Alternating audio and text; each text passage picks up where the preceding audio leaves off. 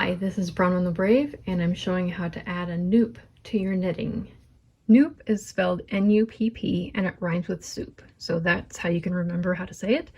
And it's just a cluster of stitches, kind of like a bobble, that is worked into the same stitch, and then you immediately decrease back to the original stitch. If you decide that you don't like the Nupp, you can just simply knit that stitch instead of knitting the Nupp. Here I've knit a sample of the same shawl, and I've worked to the end of the row where I'm going to place that Nupp. And Nupps can be placed anywhere in the middle of the fabric. I've just decided that I like it on the end of this row for this pattern. So I have one stitch left, and I'm going to knit into that stitch. And I like to make these stitches just a little looser than I normally would for the other stitches of the row. It just makes it easier in the step where we decrease all of those stitches. So here's my first stitch, and I yarn over. I work into the same stitch, and I keep the left stitch on the needle.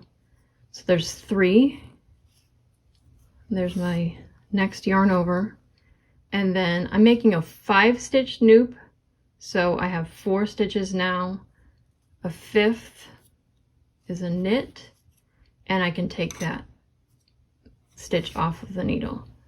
So I have those 5 stitches, and here's a really important tip. Be sure that you're counting those stitches that you're inserting the needle into. You want to only decrease those 5 stitches that you created in that one stitch. And here I'm just kind of wiggling my left needle into the stitches, into the front.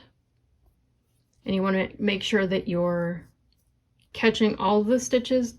I think the second one is the trickiest one to catch. It kind of recedes somehow, but double check that you have 5 again, and then you'll knit those 5 stitches through the back.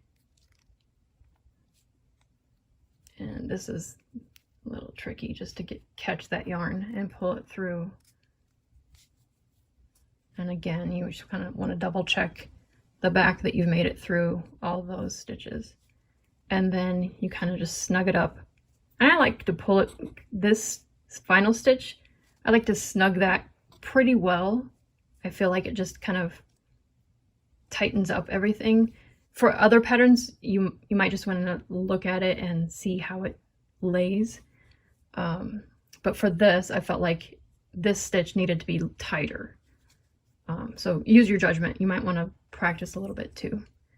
So we're back to that one stitch again. And in this pattern, it just happens to be that I'm binding off in order to create that toothed edge.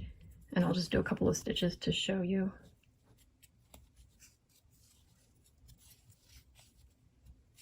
What this will look like.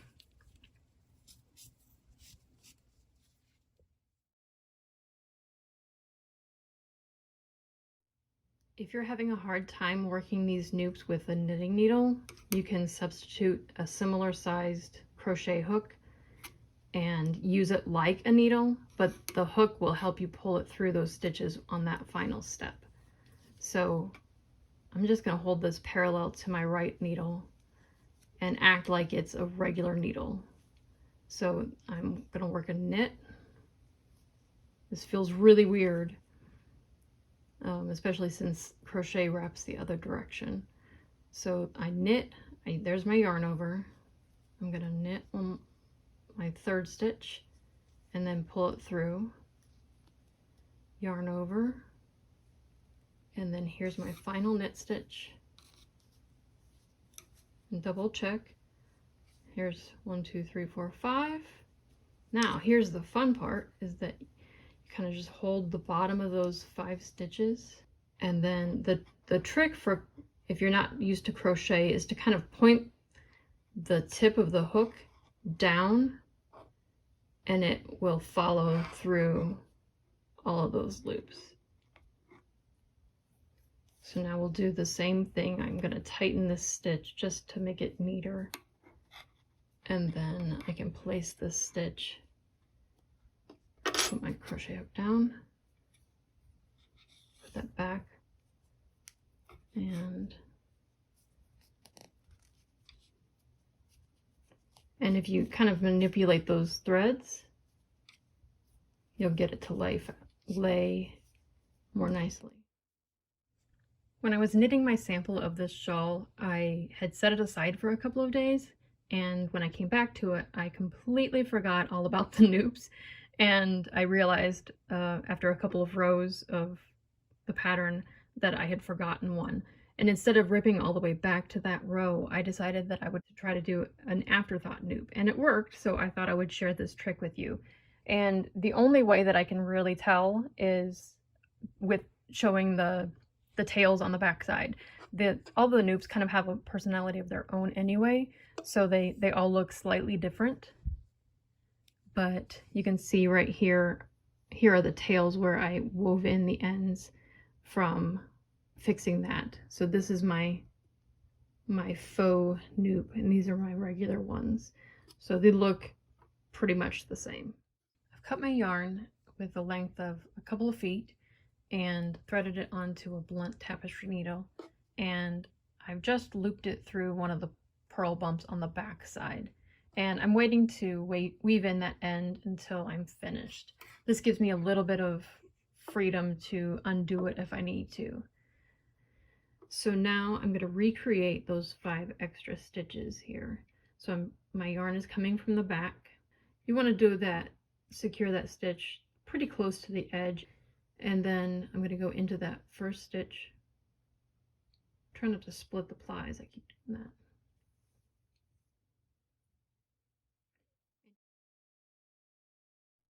You want to mimic the size of those stitches of the other noops that you remembered to make. So the yarn's coming from the back. This would be my second stitch.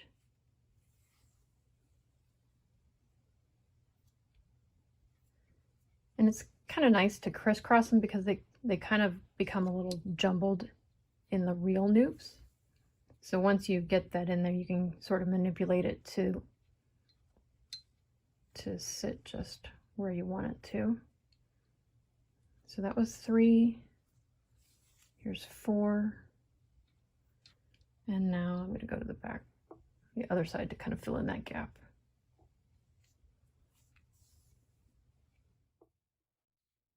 So that looks pretty similar, and I'm just going to kind of tidy it up. You can squish it around, manipulate it a little bit more if you need to, but I think that's pretty close. All of these noops kind of have a personality of their own, and they don't have to look identical. So now I just weave in these ends, and nobody else will know. So now you know how to add a noop to your knitting. I hope I see lots and lots of them now, and if you enjoyed this video, maybe you can tag me when you share your project. I'm Bronwyn the Brave.